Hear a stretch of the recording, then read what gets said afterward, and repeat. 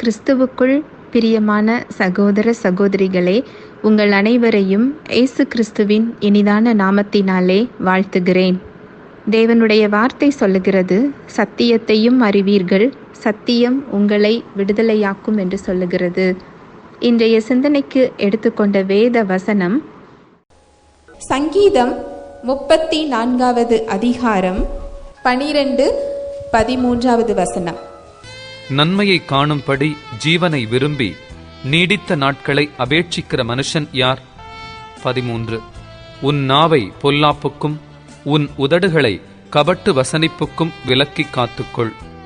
நன்மையை காணும்படி, நம்ம வாழ்க்கையில நன்மையை நம்ம பார்க்கணும் அப்படின்னு சொன்னா, ஜீவனை விரும்பி நீடித்த நாட்களை அபேட்சிக்கிற மனுஷன் யார்?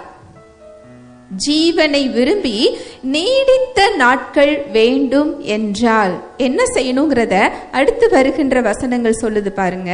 13வது வசனம், உன் நாவை பொல்லாப்புக்கும் உன் உதடுகளை கபட்டு வசனிப்புக்கும் விலக்கி காத்துக்கொள்.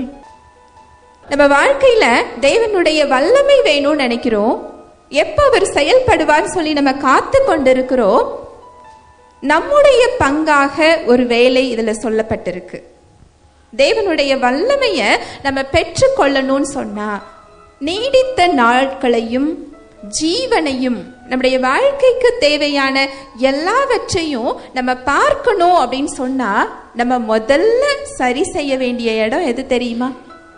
நம்முடைய வாயின் வார்த்தைகள்.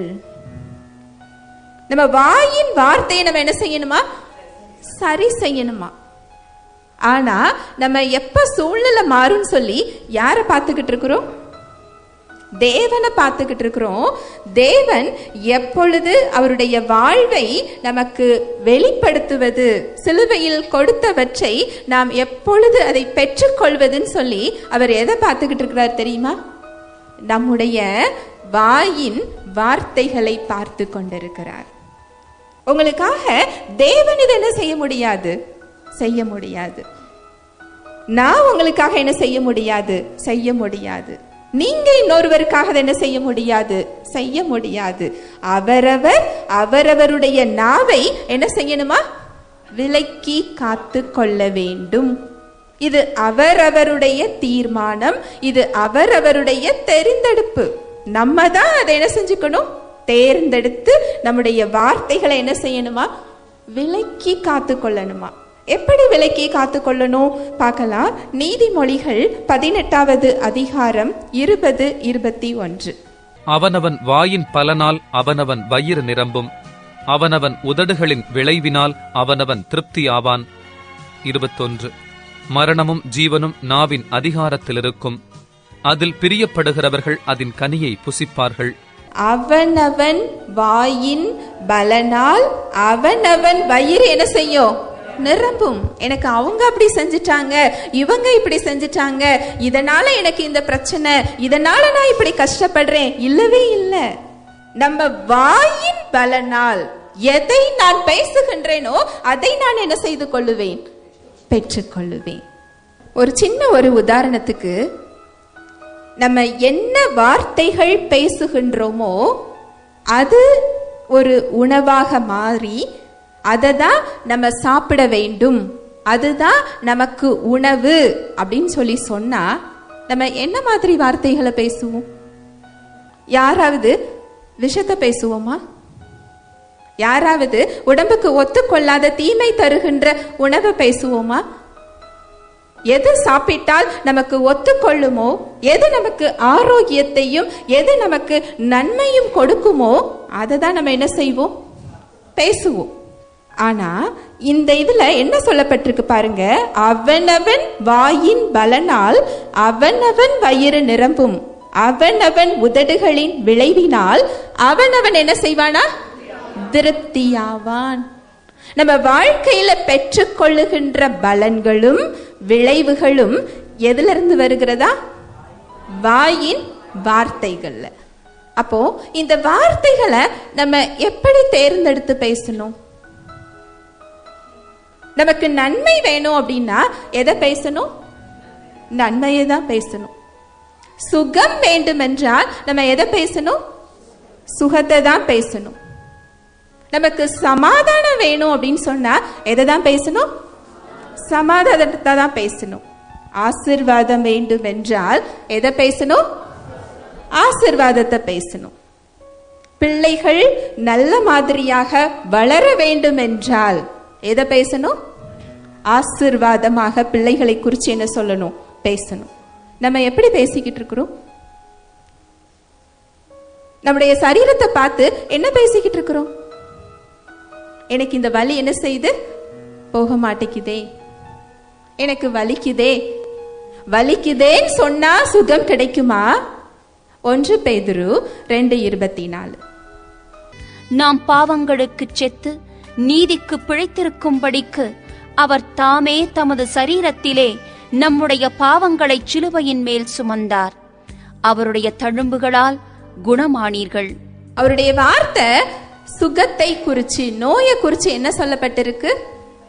நம்முடைய நோய்களை அவர் சுமந்து கொண்டாராம். நம்முடைய பலவீனங்களை அவர் என்ன செஞ்சுக்கிட்டாரா? சுமந்து கொண்டாரா. நம்முடைய துக்கங்களை அவர் என்ன செஞ்சுக்கிட்டாரா? சுமந்து கொண்டாரா. அவருடைய தழும்புகளால் நீங்கள் குணமானீர்கள். இயேசுவின் தழும்புகளால் நான் சுகமானேன். இத சொல்லும் போது அதனுடைய பலனை நம்ம சரீரத்தில் என்ன செய்ய முடியும்? பெற்றுக்கொள்ள முடியும். இதை தேர்ந்தெடுக்கிற இடத்துல யாரு தான் இருக்கிறோம்? நம்ம தான் இருக்கிறோம். நீங்க ஒவ்வொருவரும் அந்த இடத்துல என்ன செஞ்சுக்கிட்டு இருக்கிறீங்க? இருந்து கொண்டிருக்கிறீர்கள். யோவான் 10:10.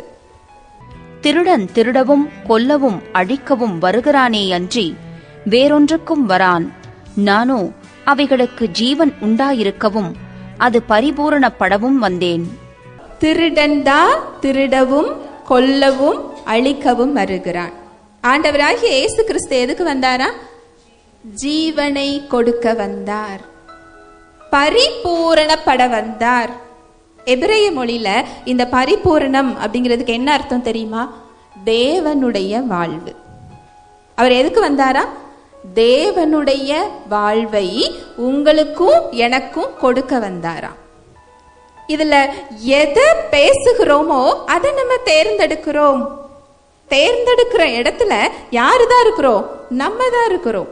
2 வாழ்வு நம்ம முன்னாடி இருக்குது. இந்த உலகத்துல ஒரு குறையுள்ள வாழ்வு இருக்கதான் செய்து. நோய் இருக்கலாம், சாபம் இருக்கலாம், பாடுகள் இருக்கலாம், விளைவுகள் இருக்கலாம், வறுமை இருக்கலாம், கட்டுகள் இருக்கலாம், பிரச்சனைகள் இருக்கலாம், இருக்கதான் செய்து. இதில் உள்ள கட்டுகளிலிருந்து, குறைவான வாழ்விலிருந்து நமக்கு மீட்பதற்காக, அவருடைய வாழ்வை கொடுப்பதற்காக தான் அவர் இறங்கி என்ன செய்திருக்கிறார்? வந்திருக்கிறார். இந்த 2 வாழ்வுல எப்போ நம்ம இந்த தேவ வாழ்வை பெற முடியும் அப்படின்னு சொன்னா, நம்முடைய வாயின் வார்த்தைகளால் அந்த தேவ வாழ்வை பேசும் பொழுது. இது ஒரு நேரம் நீங்க பேசுறது மட்டும் இல்லை. ஒரு விதைய உங்க வீட்டு தோட்டத்துல மண்ணுல போடுறீங்க. அதை போட்டு வச்சுட்டு மறுநாள் காலையில அதை தோண்டி அந்த விதையை எடுத்து முளைச்சிட்டான்னு சொல்லி பார்த்துட்டு மறுபடியும் உள்ள தோண்டி வச்சு அதுக்கடுத்த நாள் மறுபடியும் தோண்டி எடுத்து முளைச்சிட்டான்னு பார்த்தா அது முளைக்குமா? முளைக்காதா? நமக்கு உலகத்துல உள்ள நியதி நமக்கு நல்லா என்ன செய்யுது? தெரியுது. ஒரு நாள் இயேசுவின் தழும்புகளால் நான் சுகமாயிட்டேன் அப்படின்னு நம்ம ஜெபிக்கும் போது, சத்தியத்தை கேட்கும் போது சொல்லிட்டு உடல் வலி ஏற்படும் பொழுது எனக்கு வலிக்குதே, இன்னும் எனக்கு சுகமாகலையே, எப்பொழுது சுகமாகும் அப்படின்னு சொல்லும் போது நீங்க விதைத்த விதைய தோண்டி கையில எடுக்கிறதற்கு சமம். எத்தனை பேர் உங்க வாழ்க்கையில அந்த விதைய கையில வச்சிருக்கிறீங்க தெரியுமா? இதுல தேவனை எப்படி குறை சொல்ல முடியும்? அவர் நேற்றும் இன்றும் என்றும் மாறாதவர். ஒரு விதை எப்படி எல்லோருக்கும் ஒன்று போலதான் அது செயல்படும். உங்களுக்கு ஒரு விதமா, எனக்கு ஒரு விதமா அது என்ன செய்யாது? செயல்படாது. உங்க வீட்டுல நீங்க மண்ணுக்குள்ள போட்டு மூடி தண்ணி விட்டாலும் அது முளைக்கும். நான் அதை மாதிரி செஞ்சாலும் எனக்கும் அது என்ன செய்யும்? முளைக்கும். அது போலதான் அவருடைய வார்த்தையும். எல்லோரிடத்திலும் அது ஒன்று போல் செயல்படும். அவரிடத்தில் பட்சபாதம் கிடையாது. ஹல்லேலூயா, பிரைஸ் தி லார்ட்.